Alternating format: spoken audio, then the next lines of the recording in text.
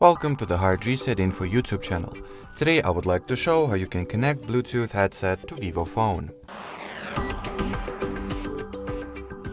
So firstly, take your VIVO device and enable the Bluetooth by going into Settings, Other Networks and Connections, Bluetooth, and toggle the switch to blue, or well, just turn it on like that. Then the next step is to, let me turn it on again. Yep.